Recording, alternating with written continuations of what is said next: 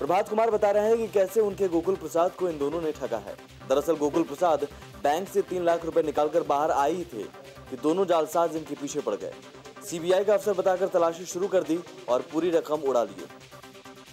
डरा धमका करके और रिवॉल्वर सीबीआई का पोज करके ऑफिसर का और कुछ रिवॉल्वर वगैरह का भय दिखा करके उनसे वो 3 लाख रुपए लूट लिए। ये जालसाज उन्हीं लोगों को निशाना बनाते हैं जो बैंक से मोटी रकम लेकर निकलते हैं, इसलिए बैंक से निकलते वक्त सतर्क रहना जरूरी है। बेगूसराय में धरा गया दगाबाज नौकर, दिल्ली में मालिक के लाखों रुपए उड़ाकर ले भागा था। ये 1-2 नहीं बल्कि 10 लाख रुपए हैं। ये बरामद हुए हैं एक नौकर के पास से। बेगूसराय का रहने वाला प्रेम कुमार गाजियाबाद के एक बिल्डर के यहाँ घरेलू नौकर था। मालिक इस पर काफी विश्वास करता था, इसलिए दिल्ली में किसी को देने के लिए इसे 10 लाख रुपए दिए थे। वो गाड़ी से दिल्ली आया, लेकिन यहाँ से मौका मिलते ही फरार हो गया। मामला दर्ज होने के बाद दिल्ली पुलिस बेगूसराय पहुंची और इसे दबोच लिया गया। साथ ही रुपए भी बरामद कर लिए गए। करतूत किसी एक की होती है और बदनाम पेशा होता है। ऐसे में लोग नौकरों को शक की निगाह से तो देखेंगे ही। आरा जिला परिषद ऑफिस में 3 दिनों से धरने पर बैठे 5 पार्षदों को गिरफ्तार कर लिया गया है। उप विकास आयुक्त ने इनके खिलाफ मामला दर्ज कराया था। बगहा के समेरा इलाके में अवैध संबंध का विरोध करने पर पति ने पत्नी की गला दबाकर हत्या कर दी। पुलिस आरोपी पति की तलाश में लगी है। दरभंगा मेडिकल कॉलेज अस्पताल के इमरजेंसी वार्ड के पास एक महिला की लाश मिलने से सनसनी फैल गई। सूचना देने के घंटों बाद पुलिस मौके पर पहुंची और लाश को उठा ले गई। किशनगंज में गायब हुए एसएसबी के जवान विवेकानंद मोहरिया का अब तक कोई सुराग नहीं मिला है। विवेकानंद के गायब होने के बाद से उनकी पत्नी काफी परेशान हैं। ओलंपिक दिवस के मौके पर दरभंगा में महिला और पुरुष फुटबॉल टीम का मैच हुआ। इसका उद्घाटन बिहार विधानसभा में प्रतिपक्ष के नेता अब्दुल बारी सिद्दीकी ने किया। बिहार में अधेड़ से लेकर नाबालिग की इज्जत तार-तार।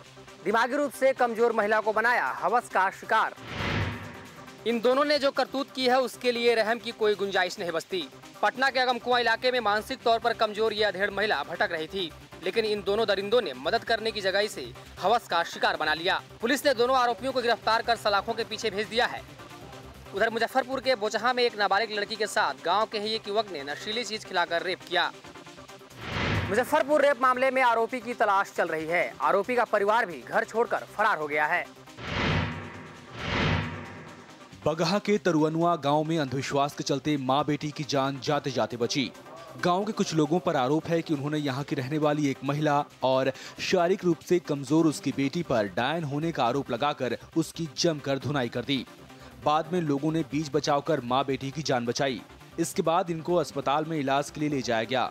पुलिस मामला दर्ज कर आरोपियों की तलाश में जुटी है।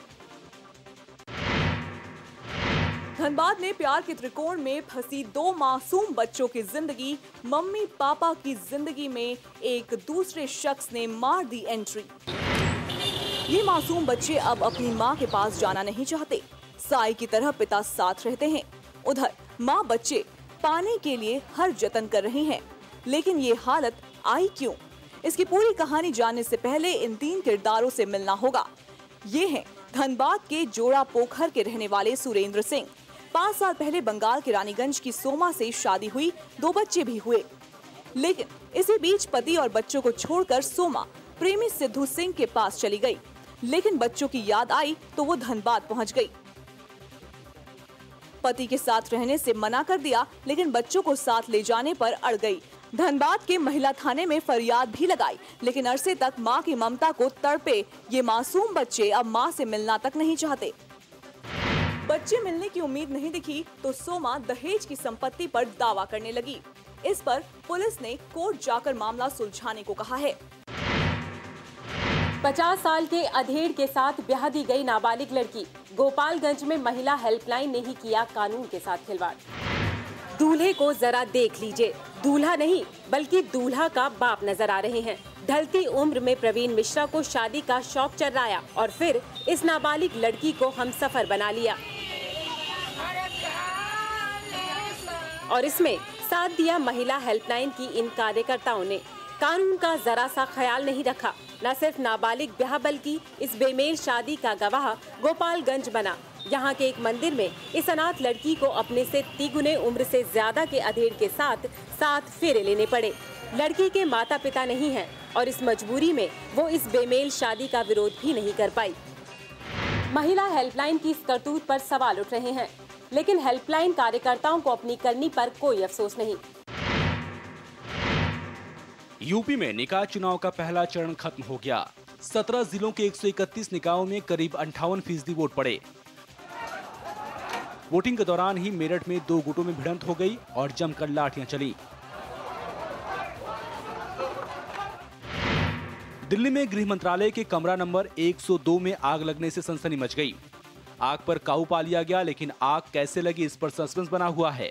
सीए फसल की टीम आगजनी के इस मामले की जांच करेगी। यूपीए के राष्ट्रपति पद के उम्मीदवार प्रणब मुखर्जी ने एक बार फिर टीएमसी समेत दूसरे दलों से समर्थन की मांग की है। उधर पीएम मनमोहन सिंह को भी उम्मीद है कि ममता बनर्जी प्रणब मुखर्जी के नाम पर मान जाएंगी। काम नहीं आई देश की दुआ, माही की जान नहीं बचाई जा सकी। 86 घंटे के बाद बड़ी मशक्कत के बाद निकाली गई थी बोरवेल से मासूम। 5 साल की मासूम माही अब बस तस्वीरों में सिमट कर रह गई है। गुड़गांव के मानेसर के खुले बोरवेल में बुधवार की रात को गिरी माही को बचाने के लिए खूब जतन किए गए। आर्मी के जवान दिन रात लगे रहे। दिल्ली मेट्रो से भी मशीनें मंगवाई गई। बुधवार से शनिवार रात तक का वक्त बीत गया। रविवार की सुबह कामयाबी मिली और माही को 65 फुट गहरे बोरवेल से 86 घंटे बाद निकाल लिया गया। तुरंत एम्बुलेंस से माही को अस्पताल ले जाया गया, लेकिन तब तक काफी देर हो चुकी थी। माही की मौत की खबर मिलते ही मातम पसर गया है। माही की सलामती के लिए अमिताभ बच्चन और सलमान खान ने भी दुआ की थी, लेकिन मौत से आंख मिचौली में माही हार गई। यूरो कप में फ्रांस को रौंदकर स्पेन ने सेमीफाइनल में जगह बना ली है। क्वार्टर फाइनल मुकाबले में स्पेन ने फ्रांस को 2-0 से हराकर बाहर का रास्ता दिखा दिया। सेमीफाइनल में अब स्पेन का मुकाबला पुर्तगाल से होगा। एशिया क्रिकेट कप के अंडर 19 मुकाबले में भारत ने जीत के साथ आगाज किया है। शुरुआती मैच में भारत ने मलेशिया को 8 विकेटों से हरा दिया। मलेशिया की टीम 126 रन पर ही ढेर हो गई थी और इस टारगेट को इंडिया की अंडर 19 टीम ने आसानी से पूरा कर लिया। न्यूजीलैंड के Alan Isaac International Cricket Council के नए अध्यक्ष होंगे। आईसीसी के मौजूदा अध्यक्ष और भारत के कृषि मंत्री शरद पवार का 2 साल का कार्यकाल अगले हफ्ते खत्म हो रहा है। पवार की कुर्सी पर अब एलेन काबिज होंगे। भारतीय क्रिकेट टीम के पूर्व कप्तान स्वर्गीय मंसूर अली खां पटौदी के सम्मान में ऑक्सफोर्ड यूनिवर्सिटी के पैविलियन में उनके नाम का नेम प्लेट लगाया गया है।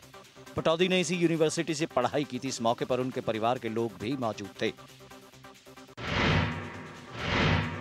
पाकिस्तान के नए प्रधानमंत्री राजा परवेज अशरफ ने अपने मंत्रियों को उनके विभाग बांट दिए हैं। हालांकि गिलानी के समय के मंत्रालय में कोई बड़ा फेरबदल नहीं किया गया है। उधर पाक के नए पीएम को भारत के प्रधानमंत्री मनमोहन सिंह ने मुबारकबाद भी दी है। अफगानिस्तान में पिछले कुछ दिनों से लगातार होती बारिश से भयंकर बाढ़ की स्थिति बन गई है। बाढ़ से अब तक 35 से ज्यादा लोगों की मौत हो चुकी है। वहीं सैकड़ों आशियाने तबाह हो गए हैं। भारतीय मूल की अंतरिक्ष यात्री सुनीता विलियम्स एक बार फिर से अंतरिक्ष यात्रा पर जाने के लिए तैयार हैं। सुनीता 14 जुलाई को कजाकिस्तान के बायकोनूर अंतरिक्ष केंद्र से उड़ान भरेंगी। उनके साथ एक रूसी और एक जापानी अंतरिक्ष यात्री भी होंगे।